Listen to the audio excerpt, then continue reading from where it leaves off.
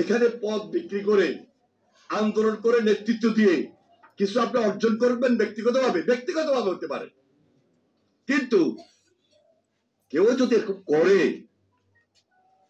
শেষ পর্যন্ত ডাস্টবিনেই তার পরিণতি হয়, বিদায় তার সেভাবে হয়। কেন কথাটা বললাম? এই 5 তারিখের পর পত্রিকায় লিখেছেন, সোশ্যাল মিডিয়াতে অনেকভাবে এসেছে, কারণ নাম না বলেই বলছি, অনেকে কিন্তু খুব লোভে পড়ে গেছে।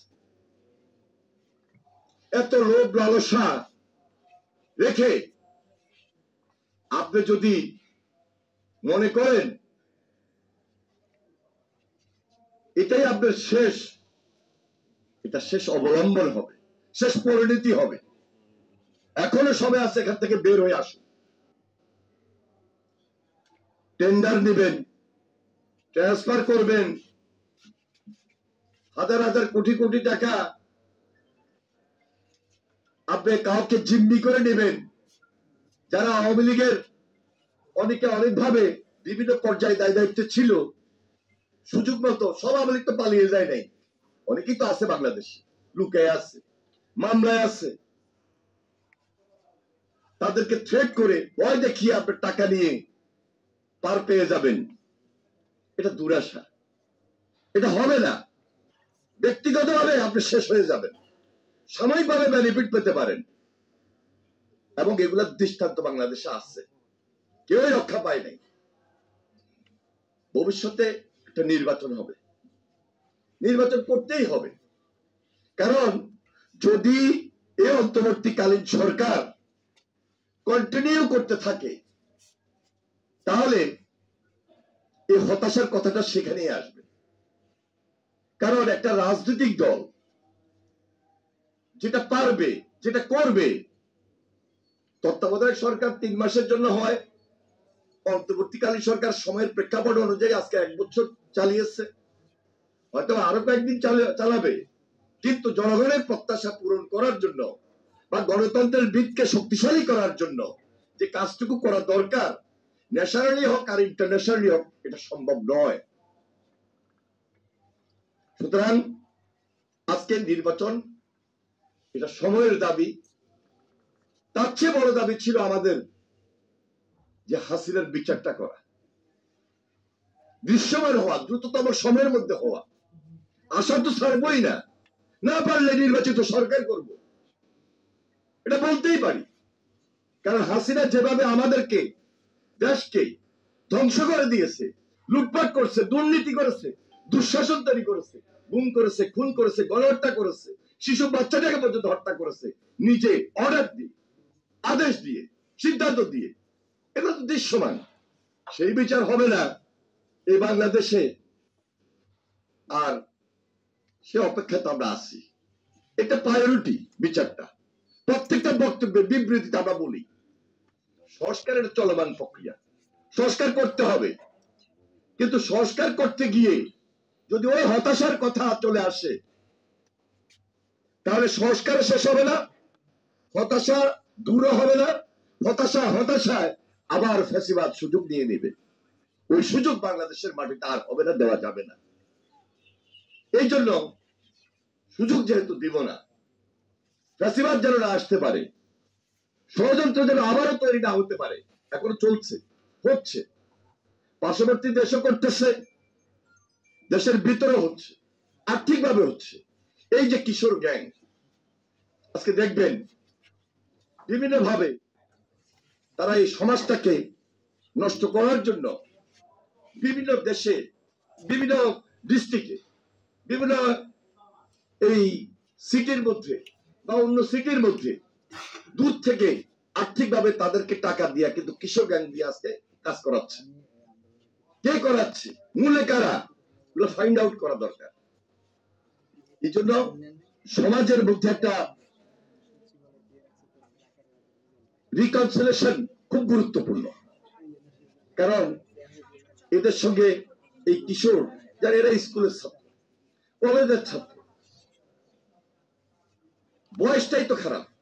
সুতরাং এদের সঙ্গে অন্যান্য আমাদের যাদের রাজনৈতিক দল, বিভিন্ন উইংস আছে, আলোচনা করতে হবে, বসতে হবে, বুঝাইতে হবে যে এটা কিন্তু তোমার গোল হতে পারে না, এটা কিন্তু তোমার ভবিষ্যৎ ক্ষেত্রে, তোমার জীবনের ক্ষেত্রে বড় বাধা হয়ে দাঁড়াবে। যে কারণে আজকে গাজীপুরের মতো জায়গায় একজন সাংবাদিক করা হয়। এদের কার কতটুকু পড়ালেখা আছে, কে কতটুকু কার মাধ্যমে বায়াসড, তার চেয়ে বেশি এরা খুব দূর থেকে আর্থিকভাবে সহযোগিতা পাচ্ছে। স্থানীয়ভাবে এরা সেলফি তুলে এর নাম এর পরিচয় ওর পরিচয় ব্যবহার করে, বিভিন্ন রাজনৈতিক ব্যক্তির নাম ব্যবহার করে, রাজনৈতিক দলের নাম ব্যবহার করে। আর আমরা রাজনৈতিক দল একে অপরকে ঘায়েল করার চেষ্টা করি যে এরা চাঁদাবাজি করে অথবা বিভিন্ন ভাবে কেউ কারো শেল্টার পাচ্ছে, কিন্তু প্রকৃত জিনিসটা কোথায়? হঠাৎ করে এই যে গাজীপুরের মতো জায়গায় একজন সাংবাদিক সে দায়িত্ব পালন করা অবস্থায় কিভাবে তাকে নির্মম ভাবে হত্যার পুলিশ শিকার হতে হলো? এটা তো একটা দুইটা ঘটনা নয়, 5 তারিখের পর অনেকগুলো ঘটনা ঘটেছে এভাবে। এই জন্য হয়তোবা যারা রাজনৈতিক দল আছে তাদের একটা পরামর্শ খুব বেশি প্রয়োজন। নতুন যে একটা রাজনৈতিক দল, স্বাভাবিক কারণে তাদের সে অভিজ্ঞতা নাই, কিন্তু যাদের অভিজ্ঞতা সম্পন্ন দায়িত্বশীল রাজনৈতিক দল, আমাদের দায়িত্ব হলো তাদেরকে এনগেজ করা, তাদেরকে পরামর্শ দেওয়া।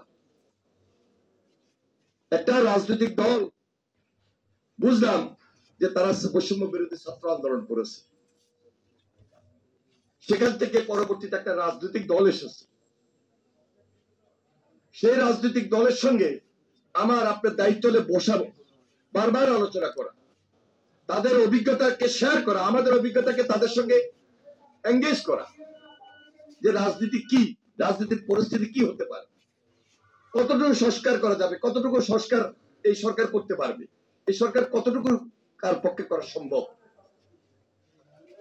কিন্তু আমরা সকল রাজনৈতিক দল আসলে প্রকৃতপক্ষে যে পরামর্শগুলো তাদেরকে এই যুবকদেরকে, যুবক নেতৃত্বকে দেওয়া দরকার, আমার মনে হয় সব রাজনৈতিক দল তাদেরকে সেই পরামর্শ দিচ্ছে না, বরং ব্যবহার করার চেষ্টা করছে।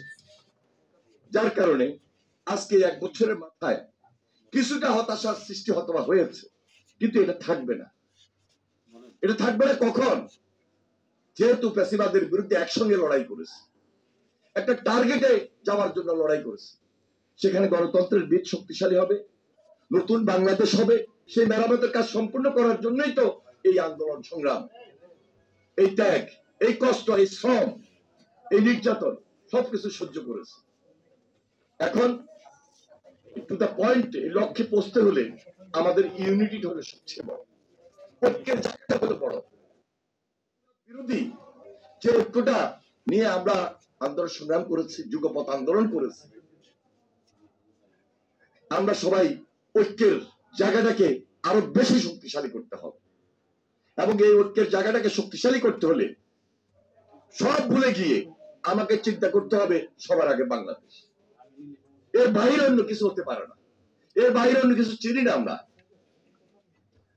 এক একটা দলের এক একটা রাজনৈতিক আদর্শ থাকে, আদর্শ ভিত্তিক কথা বলবেন, কিন্তু বাংলাদেশ প্রেক্ষাপটে, বাংলাদেশ বিনির্মাণে, নতুন বাংলাদেশ গড়ার ক্ষেত্রে আমাদেরকে আরো বেশি দায়িত্বশীল হওয়া উচিত। রাষ্ট্র পরিচালনার ক্ষেত্রে খুব বেশি অভিজ্ঞতা অর্জন করে এই দেশটা পরিচালনা করবেন সেটাও তো না। ওনারা এক একজন এক এক কাজে ব্যস্ত ছিলেন, হয়তোবা অন্তর্বর্তীকালীন সরকারের দায়িত্ব পেয়েছেন, 3 মাসে তত্ত্বাবধায়ক সরকারে যারা থাকেন তারা শুধু নির্বাচনটাকে নিয়েই 3 মাসের মধ্যে সম্পন্ন করে বিদায় নেন। আর যেহেতু অন্তর্বর্তীকালীন সরকার, এখানে একটু সময় বেশি নিয়েছেন, কারণ কিছু সংস্কারের ব্যাপার আছে, হাসিনার বিচারের ব্যাপার আছে, প্রক্রিয়ার ব্যাপার আছে, আরো কিছু রুটিন ওয়ার্ক আছে। কিন্তু এর মধ্যে ওনারাও কিন্তু অনেক মবের শিকার হয়েছে। সব দাবি তো তারা মেনে নিতে পারবে না, আর সব দাবি 5 তারিখের পর একের পর এক করতে থাকবে, এটাও কিন্তু ষড়যন্ত্রের বড় অংশ। এই যে আনসার সর্বপ্রথম যে আন্দোলনটা করলো, এটা কি ষড়যন্ত্র ছিল না? তাহলে ধারাবাহিকভাবে এই ধরনের অনেক মব সৃষ্টি করে সরকারকে অস্থিতিশীল রাখা মানে বাংলাদেশকে অস্থিতিশীল রাখা, এবং আমাদের গোল পয়েন্টে যেন আমরা পুষতে না পারি, এটা দেশ এবং দেশের বাইরে বসে এই ষড়যন্ত্র গুলা করা হচ্ছে। আমরা খুব বেশি সজাগ থাকবো, সতর্ক থাকবো। আজকে উপস্থিত যারা হয়েছেন, যারা বক্তব্য রেখেছেন, আপনাদের সবাইকে আমি আন্তরিকভাবে মোবারকবাদ জানাই।